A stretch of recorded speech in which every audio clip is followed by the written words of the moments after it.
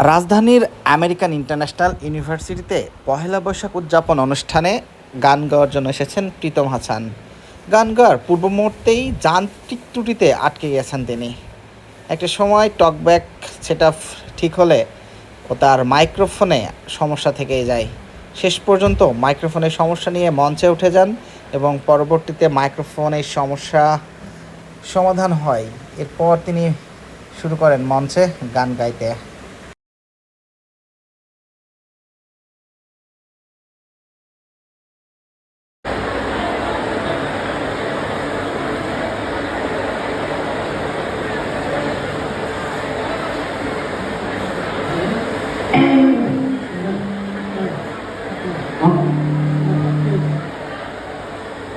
Alright, hello, আমাকে শুনতে পাচ্ছেন সবাই?